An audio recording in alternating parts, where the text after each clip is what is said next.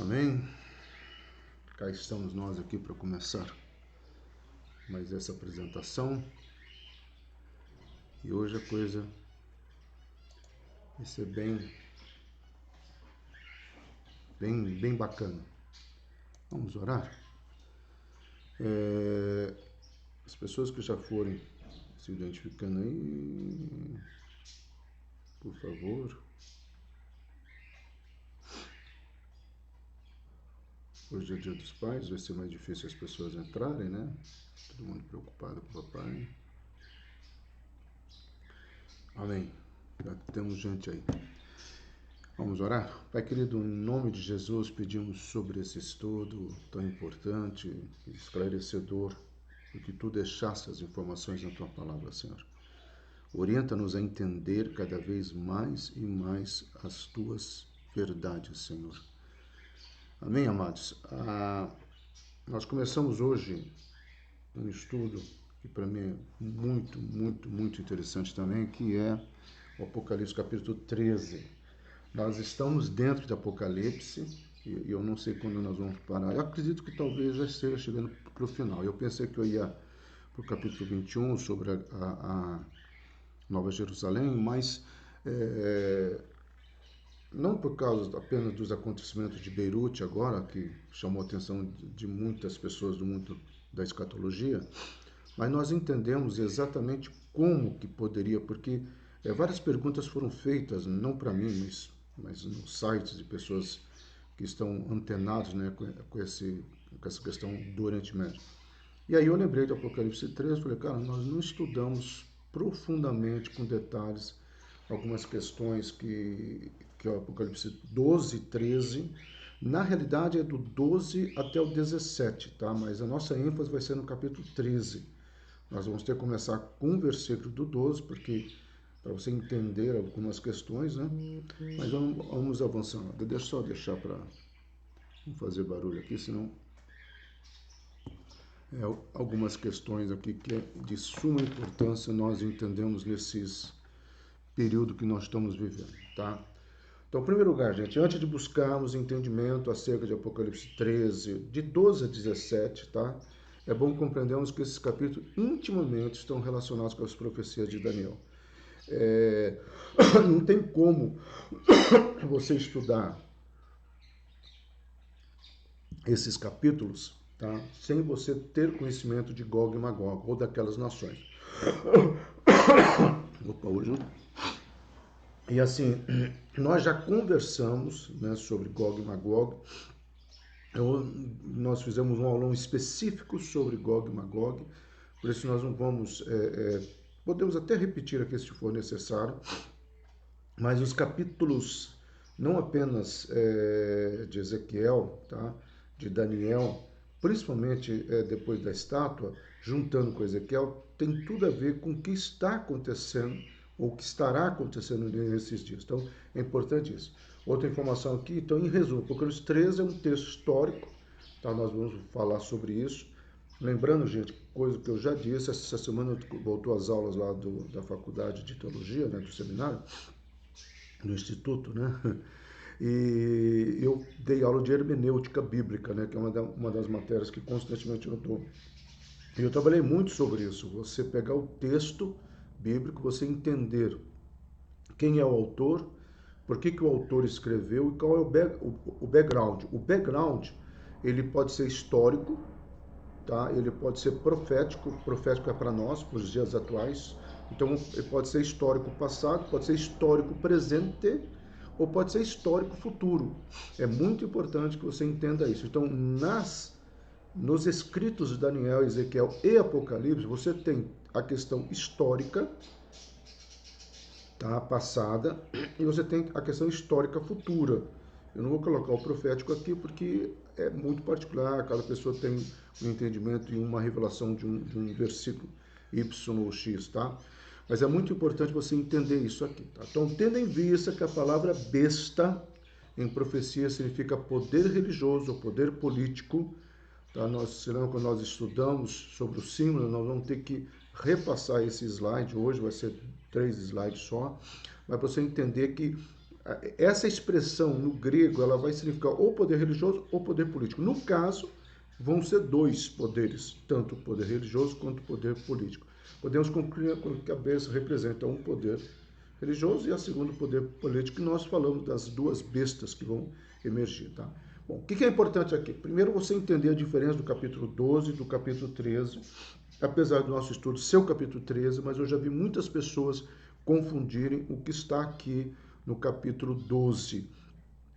Essa besta que sai do mar, ou essa besta que se levanta no capítulo 12, tá, que cai do céu, ou vem como um sinal dos céus, nós entendemos que João estava tendo um background de toda a história escatológica. Como Deus só não mostrou ali o pecado, mas é como se Deus mostrasse como que surgiu esse dragão. Existem muitos estudos sobre essa questão dessa expressão dragão vermelho. Tá? Se cogita a possibilidade de ser uma nação asiática, Japão ou China, mas no texto de Apocalipse não faz referência a uma nação, mas faz referência a um ser que nós entendemos que é o próprio Satanás. É interessante, gente, que aqui ele é um dragão. No grego é uma serpente gigante. Não é dragão, é uma serpente gigante. Se você pegar que ele começou lá no Jardim do Éden com uma pequena serpente, aí você se pergunta, como é que ele se tornou grande aqui? Tá? Aqui você entenderia aquilo que Paulo vai falar aos Tessalonicenses, né? Que eu já disse muitas vezes, ou em algumas mensagens, ou no aulão principalmente, né? Que existe pecado, o acúmulo de pecado gera iniquidade, e iniquidade gera legalidade para Satanás. Eu tenho dúvida de dizer aqui, eu não tenho nenhuma dificuldade em dizer que essa serpente chegou a ser grande, porque a iniquidade, né, subiu-se sobre a terra e tomou conta da terra. O pecado fez. Quem dá autoridade para o diabo, gente? Nós sabemos que é o pecado. E quem é que comete pecado? Eu e você. Então, eu e você podemos sim dar autoridade ao diabo. Isso seria um outro estudo sobre batalha espiritual, sobre legalidade, maldições. Mas é bom você entender isso. Então, nesse capítulo 12, ele vai ter 7 cabeças, tá? Ele vai ter 10 chifres, só que as diademas vai estar sobre o quê? Sobre as cabeças. Diferentemente do que acontece nas bestas que se levantam, né? Uma do mar e outra da terra, né? Sendo que aqui, ó, vai estar sobre os seus chifres. Então, para você entender um pouquinho mais, você tem um dragão, no capítulo 12, você tem 7 cabeças com diademas e você tem 10 chifres. Você vai ter no capítulo 13 as 2 bestas, né? Com 7 cabeças, também 7 chifres. A diferença é que o dragão tem sobre as cabeças, ou seja, ele reivindica uma autoridade. É interessante que isso tem tudo a ver com a figura, né, que Satanás ocuparia no começo da criação como um dos arcanjos, né? E 7 aqui é um número simbólico e não. Então nós vamos trabalhar um pouco também sobre as nações. E já na besta você vai ter essa questão diferenciada, que é as diademas estarem nos chifres. Por que essa diferença? Tá? Vamos colocar, a cabeça é o que está pensando, chifre é o que está executando, cabeça é o que está pensando, chifre é quem está recebendo autoridade. Por isso que os diademas vão para o chifre. Sempre quando você vê a questão de chifres na palavra de Deus, denota poder. Por isso que os 4 cantos, tá, da pia, do altar, do sacrifício lá no tabernáculo, ele tinha em cada uma das pontas um chifre, ou seja, 4 chifres, simbolizando os 4 cantos da terra, os 4 pontos cardeais, mas o número 4 sempre vai ter uma simbolização da humanidade completa. Por isso que eles esperavam, né, que Lázaro pudesse ressuscitar até o 4º dia, ou seja não, já passou o tempo, Senhor, já não dá mais, né, no 4º dia em diante encerrava, porque eles acharam que o Espírito completava os 4 cantos da terra, né? Por isso que é um choque cultural para os essênios, ali é uma questão de essênios, né? Quando Jesus ressuscita Lázaro exatamente no prazo que já tinha perdido a validade, ou a possibilidade, ou a probabilidade. Tá? É importante vocês entenderem isso aqui. Então, avançando, agora é importante. Essa é uma figura, gente, é uma imagem da internet, é claro, né? Que vai talvez aparentar a melhor descrição do que João está vendo. Tá? João está aqui na ilha de Patmos, provavelmente ele está na praia, porque ele está olhando para o mar, e ele vê surgir do mar uma besta mais ou menos próximo dessa figura. Existem alguns outros desenhos, mas dos que eu gosto, esse autor aqui, esse desenhista, é o que mais tenta se aproximar do texto sagrado. Agora, o pastor tentou fazer uma questão artística, não sou bom nisso, mas para nós entendermos, tá bom? Essa besta, ela tem aquela figura, né, que ela tem o corpo de leopardo, a cabeça, a boca, né, de leão, tá, e as patas de urso. Isso estaria, para nós entendermos esse animal, a figura desse animal, nós teríamos que estar estudando Daniel capítulo 7. Nós não faremos isso, tá? Mesmo porque não é o objetivo aqui agora, nesse momento. Então, você estudando Daniel capítulo 7, você vai entender que na visão de Daniel, você vai ter o corpo representando a Grécia, tá? Você vai ter a boca representando a Babilônia e você vai ter os pés, o urso, representando o Império Persa. Esses três impérios, gente, que é a grande questão hoje, porque praticamente ele, em todas as visões ou interpretações, principalmente a Babilônia, tá? Ela vai ter uma conotação de alguém que está olhando para o norte. Então, por isso, quando se fala em Roma, não necessariamente seja o Estado de Roma, muito menos o Vaticano, mas pode ser, você olhando para o mapa da ilha de Patmos, perto da ilha de Chipre ali, né? Você vai ver que o que talvez João estivesse visualizando, como Ezequiel, porque Ezequiel já estava na Babilônia quando ele vai ter algumas visões. Tá? Daniel também estava no Império Médio-Persa. Então, você vai olhar para todas essas questões e você tem uma figura, né, que vai fazer uma analogia muito forte entre as nações. Esses três impérios, eles vão gerar hoje as grandes nações que estão ao redor. Nós vamos ver um mapa dali do Oriente Médio. Então, esses três impérios vão ter... Se você olhar na questão também de ataque ao cristianismo, esses três impérios vão representar a Grécia, tá? Vai representar o iluminismo. O iluminismo, gente, do século 9 para o século 12, quase acabou com o cristianismo. Se você me perguntar assim, qual foi o pior inimigo que o cristianismo já enfrentou, não foi Roma, não foram as perseguições, não foi o hedonismo, o epicurismo, foi o iluminismo.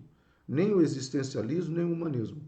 O iluminismo, ele para mim, até hoje, ele tem resquícios nessa mistificação que eu preguei domingo passado, quando Paulo combate, né, o misticismo, quando Paulo, o legalismo e o ascetismo ali na igreja de Colossenses, né?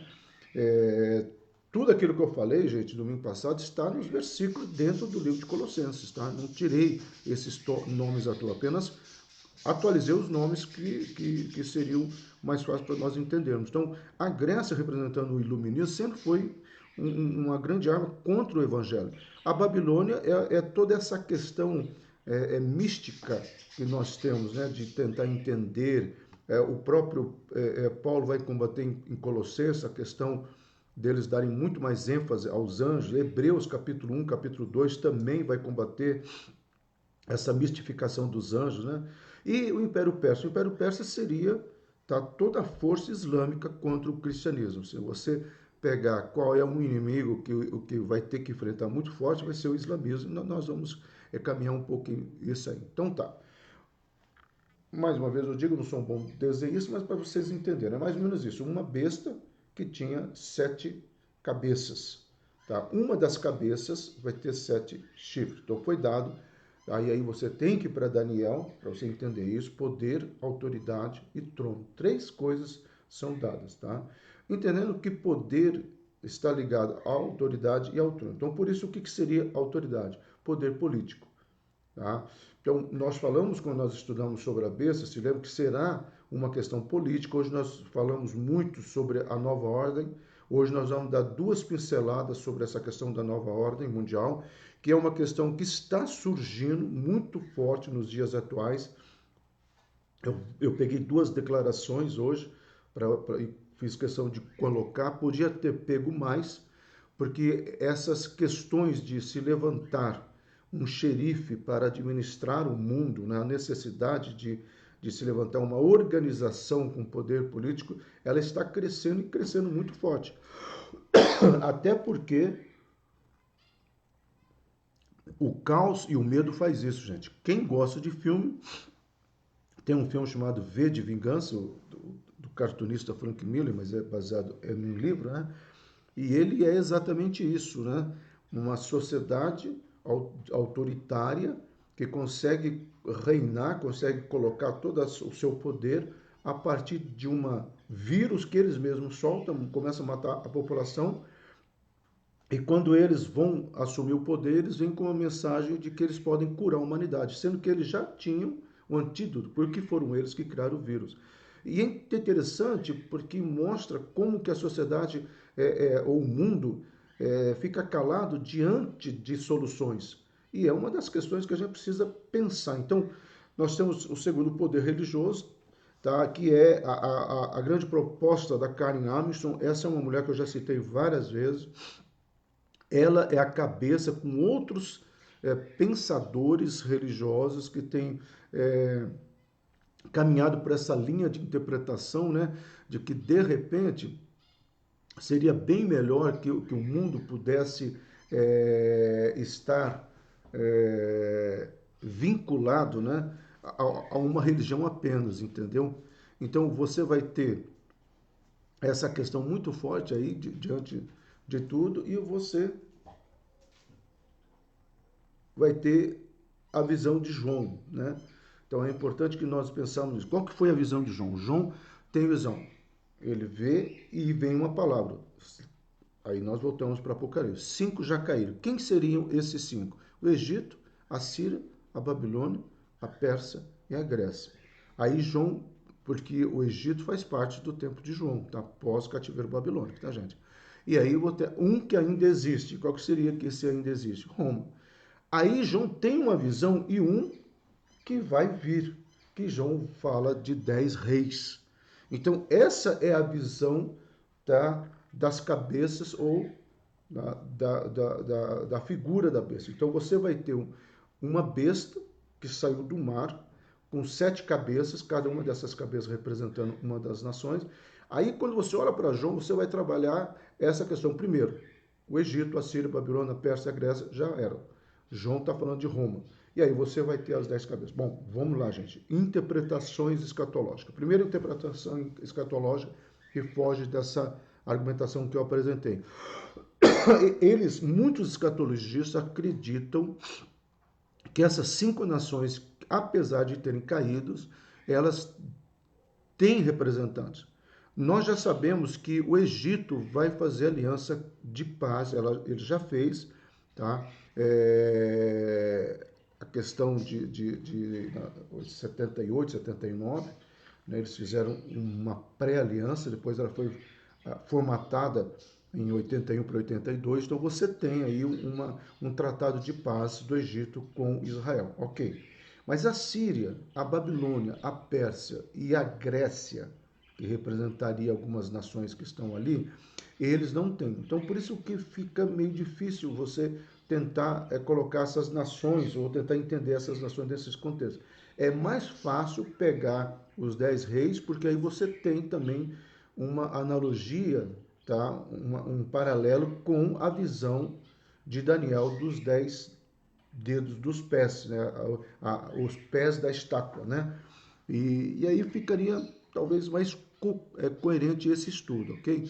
Então vamos lá, você se lembra desse mapa? É muito importante, 1942, tá? É um mapa que é apresentado, que ainda não existia em Israel em 1942, mas no mapa que eles fizeram, tá? Lembrando que esse mapa faz parte daquela proposta das 10 nações. Lembra das 10 nações? Eu vou colocar aqui para você lembrar. Então, quando o mundo está propondo, né, que seja feita uma aliança, tá? De 10 nações. E é interessante, amado, que se você for lá atrás, você vê João falando de 10 cabeças, você vê Daniel falando da estátua dos pés, aí se entende dos 10 dedos, é uma estátua normal, né? Tem 10 dedos, como nós possuímos 10 dedos, tá? E aí, de repente, no nosso século, vem essa proposta aí, tá? A coincidência, amado, o mercado comum europeu já tinha essa proposta em 1979, quando houve a primeira reunião, NAFTA, ONU, outras organizações mundiais, né? Elas se reuniram junto com a OPEP, na OPEP hoje nem se fala mais, tá? Para discutir, e nós vamos falar um pouquinho ali sobre um canal que está voltando agora à discussão, gente. Essa questão no Líbano tem tudo a ver com uma probabilidade, porque hoje quem tem estoque de petróleo é a China. A Rússia não tem, nem os Estados Unidos. Então, aonde que nós vamos pegar esse petróleo? Vocês vão ver no mapa final, tá, gente?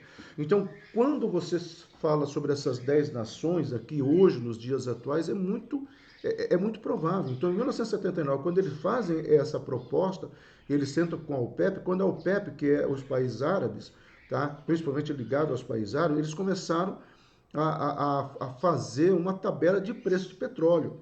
Por mais que se fala que o petróleo está sendo escasso, por que os Estados Unidos está tentando outras alternativas? Por que nessa época o Brasil mesmo procurou outras alternativas, que foi o etanol? Tá? Porque o mundo viu assim, caramba, nós estamos dependendo só daqueles paizinhos, né? Mas a palavra de Deus fala que ali é um lugar que mana leite e mel. Se você for ver a expressão leite e mel, tem uma questão espiritual, tá? Leite sobrevivência, mel cura da alma, mas também tem uma questão econômica. Tudo aquilo que o mundo precisar, aqui vai ter. É mais ou menos essa a ideia no hebraico. Deus criou assim, Deus fez assim, Deus determinou assim. Então, quando você vai para isso, você tem que entender algumas frases que estão acontecendo nos dias de hoje, tá? Então, aqui eu vou ser mais rápido, nós já vimos isso. Você lembra, né, o símbolo dragão representando o diabo, as duas bestas que vai do capítulo 13 ao capítulo 19, autoridade, tanto espiritual quanto religiosa. Eu estou sendo rápido porque nós já vimos isso aqui, tá, gente? Porque eu preciso chegar lá na Babilônia, sendo que eu falei, nós precisamos gastar um tempo aqui. E alguém que se levantará com poder ligado à religiosidade. Então você tem as duas bestas e o falso profeta, sendo que uma das bestas tem 10 cabeças e o falso profeta terá autoridade religiosa. E aí você tem a Babilônia, que é uma configuração de várias nações, e é aqui que eu quero chegar. Olha só isso que a Hillary Clinton vai dizer, tá? Em 28 de abril de 2011, saiu uma reportagem na revista Veja sobre uma declaração de Hillary Clinton, secretária de Estado na época, Estado americano, dizendo o seguinte: os Estados Unidos têm interesse em ser um aliado do Vaticano, de acordo com documentos revelados pelo site Wikileaks, né? Wikileaks, antecipados pela revista italiana L'Espresso. Vocês sabem que essa questão desse site aí foi polêmico, né? Muitas informações ainda não foram vazadas, mas algumas ele negociou, né? Pela liberdade dele, vocês sabem de quem que eu estou falando, mas não vamos gastar tempo aqui, mas muitas informações ele tem. De algumas que soltaram, me chamou atenção, eu acompanhei muito, tem até do Brasil, tem da Colômbia, Bolívia, alguns países sul-americanos, Chile, tem muita coisa do Chile também, muita coisa do Brasil sim também, por incrível que pareça, muita coisa do Brasil, quando o Brasil está se aproximando, através do governo PT, em alguns países árabes, tá? Se alinhando com Saddam Hussein na época, com o Gaddafi, muito mais com o Gaddafi do que com o Saddam Hussein.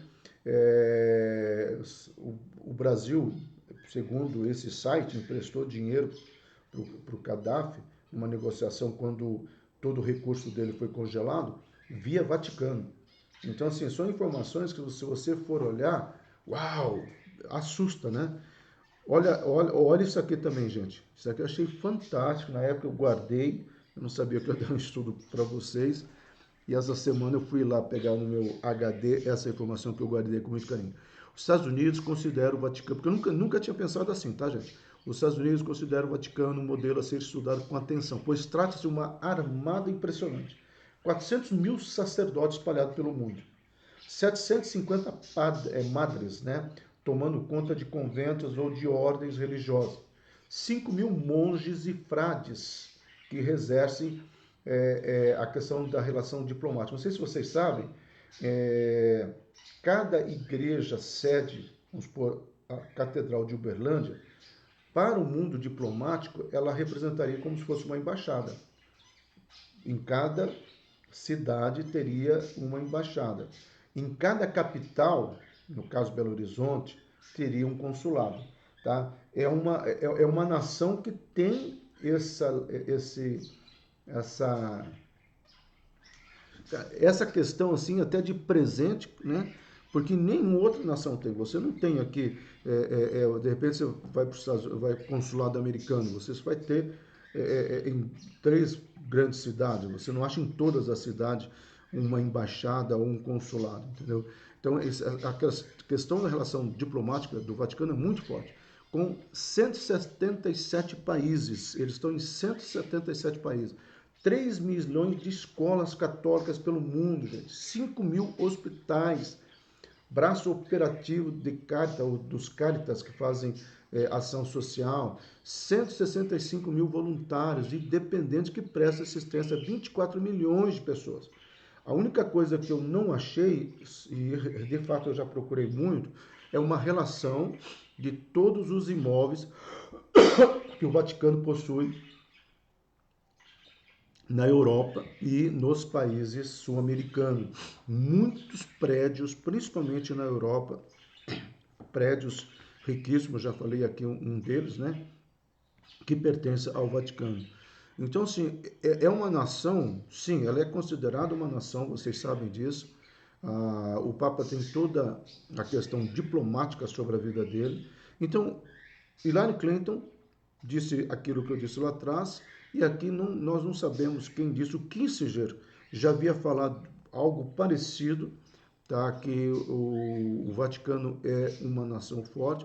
Nós já falamos muito sobre o que aconteceu em 1982, quando o Banco Ambrosiano quebrou, né? Nós já falei em um dos aulões, não vou repetir aqui, mas a partir de 1982 surge com força a questão do Opus Dei, o Opus Dei ligado aos Illuminati, os Illuminati ligados às outras organizações, desde Rothschild, maçonaria e tudo mais. Então, e hoje eles estão linkados extremamente ao Vaticano. Lembrando, gente, que o início disso tudo foi lá atrás, né, com o start dos Templários. Então, sempre houve, sim, uma nação armada dentro ou escondida dentro de um aparato religioso. Isso é muito importante para nós entender. Então, quais seriam as formas disso se concretizar? Veja só, também peguei guardadinho, não sabia que ia usar aqui hoje não.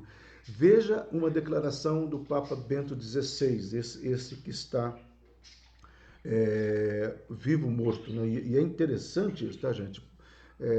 Se discute muito na autoridade, vamos supor, se o Vaticano tiver uma situação hoje de conflito, quem tem que dar a palavra final vai ser o Papa. Existem algumas correntes dentro do Vaticano que pensam que o voto teria que ser dividido, porque existe 2 papas. É a primeira vez na história, tá, dos papados que isso acontece, entendeu? Lembrando, gente, que politicamente nós tivemos apenas 6 papas que influenciaram politicamente as guerras mundiais. Por isso fica-se uma pergunta, quem que é o 7º, né? E se for 7 cabeças, então nós estamos diante de 8º, porque então alguém aí vai ter que ou morrer ou acontecer alguma coisa. Tá? Okay? Mas vamos lá, o Vaticano anunciou na quarta-feira ter preparado um documento para a reforma do sistema financeiro. Gente, é esse documento de 2011, tá, que o Macron teve acesso, que o Macron se entusiasmou, e a Merkel foi a Merkel da Alemanha que não aceitou porque ela achou perigosa, um documento muito perigoso para toda a Europa. O que fez, gente, a gente precisa conhecer história dentro de história, o que fez a Grã-Bretanha entrar no Brexit, né, ou sair, ou quebrar esse acordo com a União Europeia, foi por causa desse documento, porque existe uma guerra entre a Inglaterra e a França que vem lá de trás, entendeu? E eles perceberam o movimento da França tentando se aproximar, porque a França tentou se aproximar dentro de, para quem? Para a Grécia, para a Espanha. O que aconteceu, gente? A Grécia fale, a Espanha também. Quem que vai socorrer esses dois? A Merkel, a Alemanha. Vamos chamar as nações. Ao socorrer, o Macron ou a França tinham o apoio dessas duas nações. E eles simplesmente falaram assim, olha, nós não vamos aceitar isso. Nós não vamos aceitar isso. Então, quando a Grã-Bretanha se alinha com os Estados Unidos e fala, nós não vamos entrar lá, caso nós ficamos dependentes do euro, e o euro estiver muito forte, você vem aqui e rega a gente com dólar, os Estados Unidos aceitou. O que a China faz? A China vai e quebra o dólar. É um jogo de xadrez, é um jogo de cartada, gente. Então, hoje, isso daqui está mais forte? Não, isso aqui está congelado. Essa ideia está congelada, tá? Por quê? Porque nessa cartada da China, ninguém está esperando e vendo que enquanto a China estava lá batendo em algumas empresas americanas, ela fez um estoque de petróleo e ela hoje tem o domínio da questão de 5G e mais. A China está fazendo uma aliança muito grande com o Brasil. Quem tem acesso a revistas, comprem a revista Veja dessa semana, ou então vê, a própria capa já fala, Estados Unidos de um lado, China do outro lado e Brasil num tabuleiro de xadrez. Tá? Por quê? Porque a China tem o petróleo, eu tenho a energia, né? Eu tenho a sobrevivência numa área, mas eu não tenho a sobrevivência em outra área. Por isso que a China comprou. E se você for no Jornal do Estado do Paraná, Santa Catarina e Rio Grande do Sul, você vai ver que a China comprou muitos silos de sojas e milho. Tá? Por quê? Tá? O que ela tem que fazer agora? Ela só tem que negociar a questão portuária para poder se deslocar lá para o lado deles, né? Ok, gente, avançando mais uma declaração, hoje o estudo é mais declarações, mas é importante nós entendermos isso, tá? Então, até nós chegamos ali no Líbano, nessa ocorrência dessa semana. Isso aqui eu coloquei para vocês entenderem o seguinte, que o Império Romano, ou a ideia de uma nação como foi Roma, porque Roma dominou o mundo na época, vocês precisam, um dos reinados que mais durou foi Roma. Tá? Então precisam prestar atenção aos eventos na Europa e no Oriente Médio, pois afetarão o mundo inteiro, gente. Isso aqui é uma frase que eu e você precisamos guardar. Quem gosta de escatologia tem que estar com a Bíblia de um lado, tá? E as informações da Europa e Oriente Médio do outro lado. Nós vamos ver por que não falamos tanto dos Estados Unidos. Mas poucos percebem que líderes europeus, desde Justiniano, gente, ele vem a partir do século II para o século III, um pouquinho antes de Constantino. Tá? E esse cara tentou pegar o que Vespasiano não conseguiu, porque quando o Vespasiano começa a querer solidificar os países que ele tinha conquistado, e ele teve muita dificuldade com o Egito e com Israel, lembrando que foi o Vespasiano que manda o general número 1 dele, chamado Tito, né? Destruir Jerusalém. Depois nós temos Carlos Magno mais para frente, nós temos Otto, Carlos V ou Carlos V, né? Napoleão, Benito Mussolini, Adolfo Hitler, todos eles tentaram levantar um império ao modelo de Roma, sendo que a Alemanha estaria dentro desse mapa que muitos escatologistas colocam como sendo um mapa do Império Romano e tudo mais, tá? Mandando um abraço para o Raul e a Conceição, que estão assistindo hoje com a gente, que o aulão, graças a Deus, né? Vamos lá, gente. Então, o que nós temos que entender? Isso aqui é muito importante, tá? Vamos lá. De branco são os países que nós vamos chamar de Oriente Médio. Aí nós temos a Europa, tá? Nós temos a China, nós temos a Rússia, nós temos os Estados Unidos.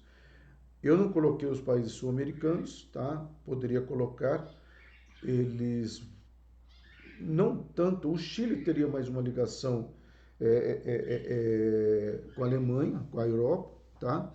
O Brasil hoje está tendo uma ligação maior com a China, por incrível que pareça, mas não no sentido ruim. Por isso que há pouco tempo, né, o Trump, não amando dele, mas o diplomata dele no Brasil, pediu para o governo brasileiro não comprar ou não fazer aliança tecnológica, no caso 5G, com a China. Então você vê, quando que uma nação como os Estados Unidos pediria para outra nação pequena como o Brasil? Bom, vamos abrir um parênteses aqui, gente. Todas as profecias, tá? Sempre se fala de uma nação que vai se levantar, nação amiga de Israel. Ponto um. Ponto número dois. Não sei se vocês sabem, isso é um estudo, tá? Quando Colombo, que era judeu convertido, muitos judeus na Europa, Espanha e Portugal foram obrigados a se converter ao catolicismo ou iam para a fogueira. E Colombo, ele aceita, e como ele era um navegador, ele tinha muito conhecimento em outras áreas, o cara era super inteligente, ele resolve ir atrás de uma nação. Enquanto Portugal pensava que ele estava desbravando novas colônias para o reino de Portugal, a história hoje, quando eu falo hoje, de alguns anos para cá, mostra que o interesse dele era encontrar um lugar para a nação de Israel. Vocês sabem que o Brasil foi muito bem visto por essa colonização. Uma informação interessante também, isso faz parte da história, ele saiu de Portugal com 12 caravelas, cada caravela tinha o nome de uma das tribos de Israel. É interessante que isso é guardado a 7 chaves, né? Você não encontra isso facilmente. Existe uma professora em Belo Horizonte que fez uma tese de mestrado sobre isso. Eu só achei uma entrevista dela no YouTube, não achei material. Parece que é uma coisa que ninguém quer levar adiante essa informação. Mas vamos lá. Vocês sabem que principalmente Recife, João Pessoa, o Nordeste em si, os judeus se instalaram ali. Vocês sabem a história, né? Quem já estudou a história do Brasil sabe disso, sabe o que vai acontecer, né? A partir de 1630 até 1780, a guerra com os holandeses, a expulsão, né, dos holandeses de Recife. Você sabe que a primeira sinagoga das nações América do Sul foi feita lá em Recife, existe essa nação até hoje. Esse grupo de judeus que veio nessa leva, eles eram financistas ou economistas, tá, ligados a alguns bancos, tá ok? E eles fogem então para os Estados Unidos, que receberam de braços abertos, e ali eles criam Wall Street. Então, eu não estou falando, mas o Brasil vai ter um papel muito grande. E uma outra teoria, gente, muito forte lá em Israel, é que o nome Brasil não vem do pau-brasil. Tá? O nome Brasil vem de um cara chamado Barzilai, que é um dos judeus que aqui veio e começou a fazer comércio dessa madeira. E Barzilai significa ferro, tá? Ou madeira de ferro, madeira forte. Então eles fizeram uma correlação Barzilai com essa madeira e alguns rabinos, gente, são os rabinos, entendem que o nome Brasil tem a ver com o nome Israel. Lembrando que Brasil e Israel, se você somente trocar uma letra, né, você tem Israel ao contrário. Isso aqui não vamos ficar porque não é o estudo, mas aonde que eu quero chegar? É a vez do Brasil. Eu creio que nesse momento escatológico é a vez do Brasil, de nós brasileiros. Tá? Por isso que talvez a guerra esteja muito grande. E é uma guerra ideológica, é uma guerra de valores, uma guerra de princípios. Entendeu? Então, não é uma guerra política do PT contra o PSD. Não, esqueça o partido.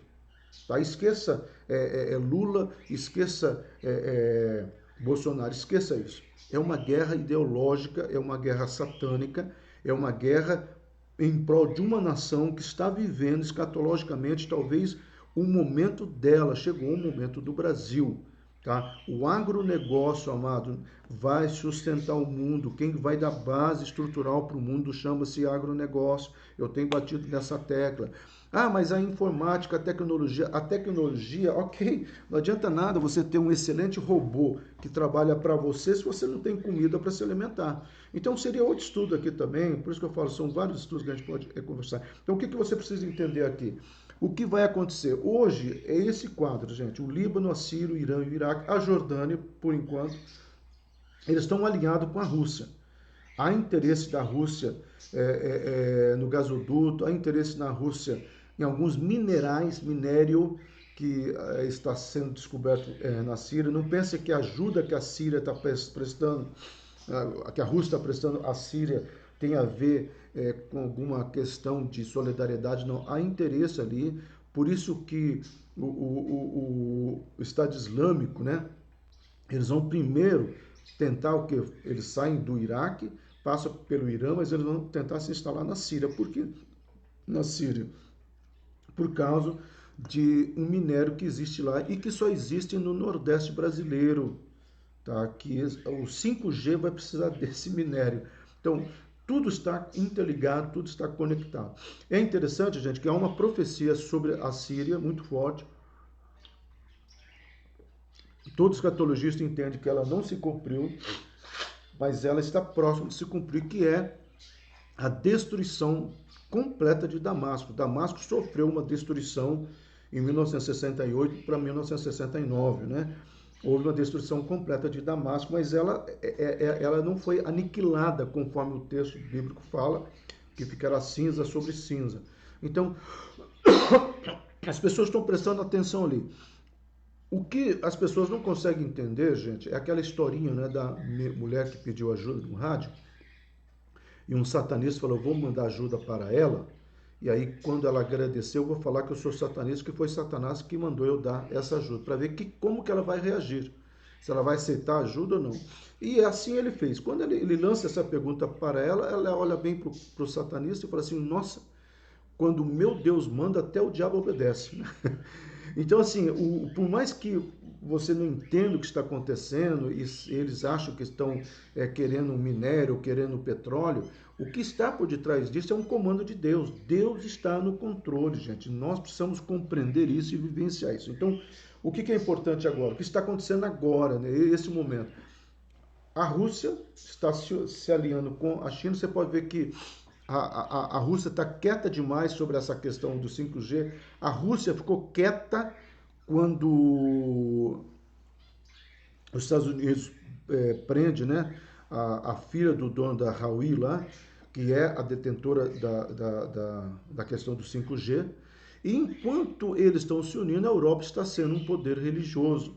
Você pode ver que a Europa, gente, o que é poder religioso? Tá, vamos lá, não é apenas que fica falando de Deus, ele fica falando de salvação, mas é uma questão que está despertando nas pessoas questionamentos e valores, tanto valores na questão de mundo, tá? De cuidar do mundo, que é o que o Macron está querendo, o próprio Vaticano querendo uma proposta, né, de uma unificação de uma moeda, e os dois, como é que os dois vão fazer isso? Ou como é que essa ideia de Bento XVI vai ser colocada em prática? Quando a Europa começar a dar a cartada religiosa, ou seja, fazer-se um poder religioso. Como? Nós não sabemos, nós já sondamos algumas probabilidades, a questão está muito forte nos dias. Bom, o que pode acontecer agora, gente? Agora aqui são estimativas, tá? Primeiro, é a Europa se aproximar mais da Rússia e da China, consequentemente do Líbano, da Síria, do Irã e do Iraque, e a Jordânia se aproximar de Israel. Então, assim, eu sempre falei, quando começar a pipocar probabilidade de guerra, esse estouro em Beirute ainda não está resolvido, está sendo, a primeira foi camuflado, entendeu? Que foi harmônico, foi uma questão de estoque, né, de um material altamente, né, inflamável, então foi um acidente corriqueiro, mas o próprio Israel imediatamente oferece ajuda. Isso é uma tática que Israel tem, tá? Quando começou lá aquela matança, né, contra a Cisjordânia, quando eles mandaram mísseis lá, que destruíram uma das bases de Arafat, isso em 1973, tá? Imediatamente Israel fala assim, nós estamos enviando ajuda. Então, essa é uma tática de Israel. Não, muitas pessoas ficam, não, se Israel ofereceu ajuda, Israel não tem nada a ver com isso. Eu Silas, digo que tem sim. Por quê? Porque o Líbano iria fornecer para a Síria e para o Iraque armamento. Porque hoje o pessoal do Hamas, do Hezbollah, o Hamas ainda está na Cisjordânia, tá, gente? Nós não estamos estudando isso, mas se você pegar um mapa ali, atravessou a fronteira do Egito, aquela região toda ali, avançando para Israel, ela está do domínio do Hamas. Por isso que o Hamas tem interesse em mísseis de pequeno alcance. Já o Hezbollah, ele está um pouco destruído. Aonde que ele foi se refugiar? No Iraque e no Irã. Ele está esparramado. Para ele se juntar, ele tem que ter uma força. O que manda na cultura árabe? O poder bélico. Tá? Você vê que nós não estamos falando e não existe aqui as nações árabes. Tá? Quando você vai ver para o mapa, eu vou te mostrar um pouquinho melhor. Então, isso aqui é muito importante, gente. Olha aqui, ó. As nações árabes, quando eu falo Qatar, tudo mais, Emirados dos Árabes está ali embaixo. Então, o que nós precisamos entender hoje? Nós precisamos entender isso aqui. Primeiro, o mundo vai precisar voltar a pensar no Kuwait. Por quê? Mas para pensar no Kuwait tem que enfrentar o Iraque.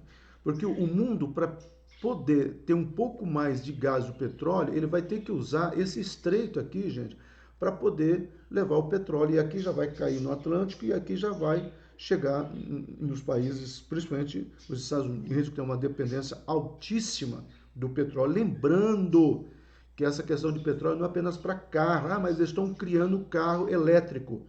Mas as casas, o aquecimento, tudo mais. Então, o mundo está querendo esse escoamento, já a Rússia prefere esse gasoduto aqui, tá, gente? Então, como que ele faria? Por isso que a Rússia não se mete com o Irã. Então, a Rússia, não, você é parceiro, não, mas eu vou bater. Pode bater, eu estou do teu lado, porque existe esse interesse. O Irã, por sua vez, o que eles querem? O Irã quer atacar Israel. Para o Irã atacar Israel, o Irã vai ter que passar pelo Iraque e teria que passar pelo Líbano. Aqui vem a grande dúvida, né? Esse aviãozinho, ele vai fazer, né? Só para vocês, ele vai fazer em linha reta ou ele vai, talvez, usar algumas bases da Síria, que é o que tudo indica, para atacar Israel. Gog e Magog fala que vai acontecer isso, tá, gente? E aí você tem a Turquia, né? E aí você tem a Turquia descendo para atacar Israel. Então, como é que a Turquia vai fazer isso? Ela tem que passar pela Síria e pelo Líbano. Então, o que ela faz? Ela infiltra, por isso que a Turquia hoje está quietinha ali, mas a Turquia é um Estado islâmico, muitas pessoas não entendem isso, ou ela vai se alinhar com o Irã. Eu acredito nessa segunda possibilidade, porque o Erdogan ele é muito inteligente, gente. Tem duas pessoas que vocês têm que prestar atenção, é no Erdogan e no Putin.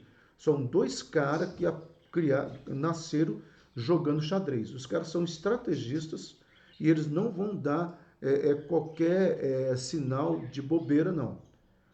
O Erdogan aproveitou, nós falamos semana passada, aproveitou esse silêncio do mundo para transformar uma igreja ortodoxa Santa Sofia numa mesquita. E ninguém falou nada. Por quê? Porque está todo mundo, conforme nós falamos no ano passado, preocupado com essa pandemia, tá ok? Eu só mostrei esse mapa, não mostrei o mapa mundo, onde está a Rússia, está a China, mas para vocês entenderem assim, esse estouro no Líbano, para mim, é mais um sinal. Eu tenho falado muito sobre isso, quem tem acompanhado os meus estudos, nós precisamos prestar atenção na Síria, no Líbano, no Iraque e no Irã. Tá? A Turquia sempre vai estar quietinha, mas ela vai estar fornecendo base, vai estar fornecendo armamento. Por isso que vira e mexe, os Estados Unidos fica fazendo manobra perto dos seus navios, né, de guerra perto da Turquia, porque os Estados Unidos sabem muito bem disso. Se você for pegar aqui essa questão aqui, gente, que é da questão aqui, ó, do petróleo, né? Os Estados Unidos, por isso que os Estados Unidos tinham aliança com o Kuwait. E aí, quando o Saddam Hussein invadiu o Kuwait, nós precisamos entender isso, foi aí que os Estados Unidos entram em defesa, porque esse canal aqui é o canal em curto. Ele não pode pegar esse petróleo e fazer passar, ele já está pegando a Arábia Saudita, tá? Ele não pode fazer passar, poderia chegar direto no mar Mediterrâneo, mas parece que ele teria que depois fazer toda a volta ali para poder pegar a rota do Atlântico e chegar ou no Pacífico ou no Atlântico. A tendência é mais o Pacífico, gente. Aí nós teríamos que estudar um outro mapa, que seria um mapa, principalmente do interesse que eles têm nos países caribenhos, né? Por que há esse interesse e tudo? Por que em 1961 a Rússia vai lá, instala mísseis em Cuba? Qual é o interesse? Né? E por que, que o John Kennedy, né, com o Kremlin, né, o imperador russo, me falha o nome, faz um acordo de paz às pressas, né? A, a, a, eu quero encerrar com essa frase, nós já estamos chegando no final. Hoje a guerra, amado, nós tivemos há pouco tempo a Guerra Fria. A Guerra Fria era uma guerra ideológica. Tá? Hoje a guerra continua sendo ideológica, mas com outros armamentos. E hoje o armamento vai ser sobrevivência através do petróleo, sobrevivência através do alimento e sobrevivência através da informação. Então é isso que eu quero que vocês entendam. Então a Guerra Fria já começou e hoje nós temos por detrás dessa Guerra Fria, e é importante que você entenda isso, esses países, tá? E aí você tem essa Guerra Fria com os países, né, do Oriente Médio, você tem essa Guerra Fria da Rússia se unindo com a China contra esses três aqui embaixo. O Brasil, gente, eu colocaria, por isso que o PT tentou fazer uma aliança com os países do Oriente Médio, deixando Israel de lado. Ok? Então, para mim, era também uma questão muito cruel aí por detrás, se a gente for ver a questão da palavra de Deus. Nós precisamos compreender, amado, o que é quando se fala em satanismo. Quando se fala em satanismo, as pessoas ficam pensando assim que é um culto das pessoas adorando o diabo, a estátua. O satanismo é uma ideologia. E ideologia, né, como diz no filme V de Vingança, ideologia não morre. A ideia não morre, ideia é mais forte que tanques, né?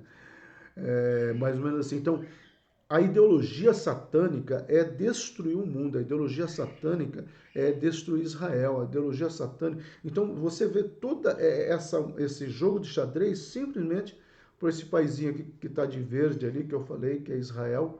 E aí você vê o que Israel tem de positivo hoje. Hoje, os Estados Unidos, tá? A Jordânia, eu acredito que vai ter que acontecer alguma coisa para a Jordânia dar uma deixa aí, porque a Jordânia, para quem não sabe, tem aquela cidade de Petra, a famosa cidade de Petra, e acredita-se que foram os essênios que fugiram para lá, judeus. Então, há toda uma história por detrás. Gente, é muita informação, mas eu espero que vocês tenham compreendido o que é o capítulo 13. O capítulo 13 diz tudo isso. Que Deus nos abençoe. Hoje poucas pessoas assistindo, mas eu acredito que seja por causa do Dia dos Pais, né? Mas enfim, que Deus possa estar nos abençoando em nome de Jesus. Amém?